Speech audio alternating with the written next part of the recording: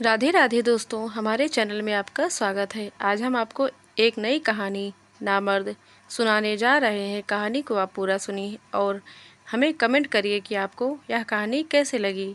तो चलिए कहानी को सुनते हैं।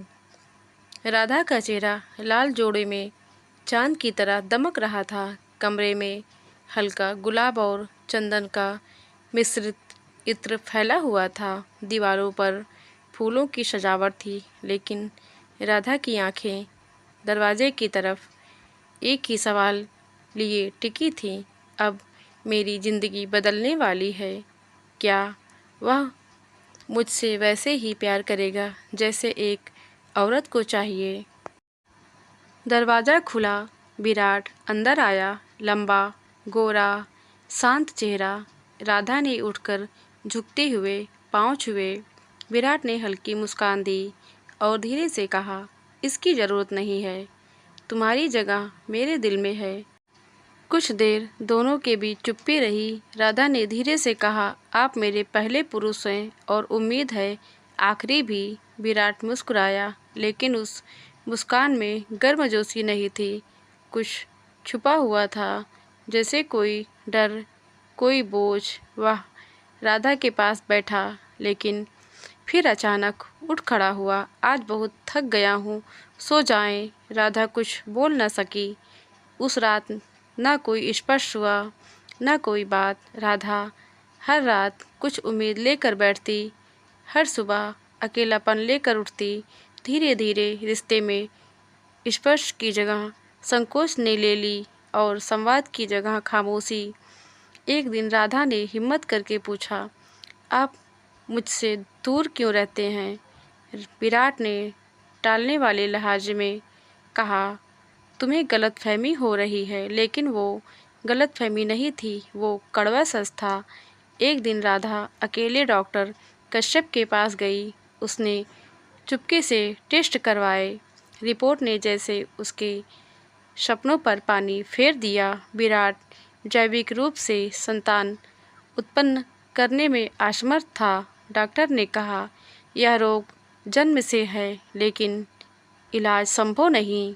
राधा का बदन ठंडा पड़ गया। वह लड़खड़ाते कदमों से घर लौटी। उस रात जब उसने विराट से पूछना चाहा तो विराट ने हाथ जोड़ दिए। मुझे मालूम था, पर मैं डरता था कि तुम मुझे छोड़ दोगी। अब राधा की आंखों में दर्द था, लेकिन साथ ही एक आग भी। उसने चुपचाप बात करना बंद कर दिया। अब वो देर रात तक बालकनी में बैठी रहती और खुद से सवाल करती, क्या स्त्री की इच्छाएं पाप हैं? क्या मातृत्व एक अधिकार नहीं है? क्या सिर्फ पुरुष की कमजोरी पर सारी जिंदगी कुर्बान कर दूं? इन्हीं सवालों के बीच एक दिन नील का मैसेज आया। नील कॉलेज का सबसे होशियार लड़का, राधा का कभी अच्छा दोस्त था। कैसी हो राधा? राधा ने देर तक स्क्रीन देखा, फिर लिखा, पता नहीं जी रही हूँ या मर रही हूँ। नील चौंका, क्या बात है? और फिर हफ्तों में राधा और नील की बातचीत ने एक भावनात्मक पुल बना दिया। नील ने एक दिन कहा, तुम्हारे पति के पास सब कुछ है, बस मर्दानगी नहीं। राधा हिल गई। ये बात किसी ने पहले कभी नहीं कही थी। समय बीतता गया। नील ने एक दिन राधा से पूछा, तुम्हारी आंखों में एक गहरी तड़प है राधा, क्या तुमने कभी अपने दिल की सुनने की कोशिश की? राधा ने नील को अपनी सारी भावनाएं और चिंता बता दी। नील, मैं एक महिला हूँ। औरत की सबसे बड़ी ख्वाहिश माँ बनने की होती है, पर मुझे लगता है कि शायद ये ख्वाहिश अब कभी पूरी नहीं हो पाएगी। नील ने राधा की तकलीफ को समझा, लेकिन उसने भी एक सवाल किया, क्या तुमने कभी खुद से पूछा, क्या सचमुच तुम वो चाहती हो जो तुम्हारे जीवन में हो रहा है? राधा और नील के बीच का रिश्ता गहरा होता जा रहा था।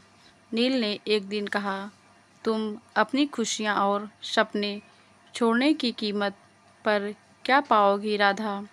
यह सवाल राधा के दिल में घर कर गया। क्या वह अपने दर्द और ख्वाहिशों को यूं ही दबाकर रह जाएगी? क्या उसकी पहचान सिर्फ पत्नी और बहू की ही रहेगी? उस रात राधा ने फैसला किया, वह अपनी ज़िंदगी को उस तरह से जीने का हक रखती है जैसे वह चाहती है। वह उस रिश्ते में ना फंसेगी जिसमें उसकी पहचान कहीं खो गई। जैसे ही राधा ने नील से मिलने का निर्णय लिया, एक नया मोड़ आया। विराट ने अचानक राधा से कहा, मैं जानता हूँ तुम मुझसे बहुत कुछ छिपा रही हो राधा। मैं जानता हूँ कि तुमने खुद से सवाल किए हैं। तुम में एक दर्द है जिसे मैंने कभी महसूस नहीं किया राधा। चौंकी, क्योंकि उसने कभी विराट से खुलकर अपनी भावनाएं नहीं शेयर की थी। विराट ने धीरे से कहा, तुमसे जो नहीं हो सका वह मैंने महसूस किया। मैं जानता हूँ मुझे तुम्हारी चाहतों का हिस्सा बनना चाहिए था। शायद मैं खुद को एक पुरुष नहीं बना पाया, लेकिन मैं तुम्हारा दर्द समझता हूँ। यह सुनकर राधा का दिल भर आया। वह महसूस कर रही थी कि विराट का प्यार असल में उसके भीतर की पीड़ा को समझ चुका था। उसकी आंखों में एक अलग सा दर्द था जो पहले कभी नहीं दिखा था। राधा और विराट की जिंदगी में अब एक नया मोड़ आ चुका था। दोनों ने मिलकर अपने रिश्ते को एक नई दिशा दी। विराट ने राधा से कहा, तुम्हें माँ बनने का हक है। अगर हम मिलकर इस रास्ते पर नहीं चल सकते तो मैं तुम्हारे फैसले में तुम्हारे साथ हूँ। राधा की आंखों में आंसू थे, लेकिन यह आंसू दर्द नहीं, संतोष के थे। वह जानती थी कि अब उसे अकेला नहीं छोड़ दिया जाएगा। वह और विराट दोनों एक दूसरे के साथ खड़े थे। राधा ने नील से कहा, मैंने अपनी पहचान को फिर से पाया है नील। अब मैं अपनी ज़िंदगी का फैसला खुद लूँगी। नील ने कहा, तुम्हारी ताकत यही है राधा, तुमने खुद को पहचाना है, यही सबसे बड़ी जीत है। कई सालों बाद राधा अपने बेटे को गोद में उठाए विराट के पास खड़ी थी। वह जानती थी कि जिस रास्ते पर उसने कदम रखा था वह आसान नहीं था, लेकिन उस रास्ते ने उसे अपनी असली पहचान दी।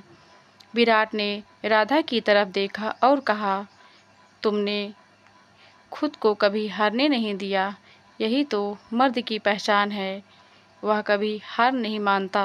राधा मुस्कुराई और अपने बेटे को गले से लगा लिया। वह जानती थी कि इस सफ़र ने उसे बहुत कुछ सिखाया है और अब वह संतुष्ट है। दोस्तों, आपको यह कहानी कैसे लगी आप हमें कमेंट करके ज़रूर बताएं। अगर आप हमारे चैनल पर नए हैं तो हमारे चैनल को सब्सक्राइब करके बगल में घंटी का बटन ज़रूर दबा लें, ताकि कहानी की नई वीडियो आप तक सबसे पहले पहुंचे। कहानी वाली वीडियो देखने सुनने के लिए आपका धन्यवाद।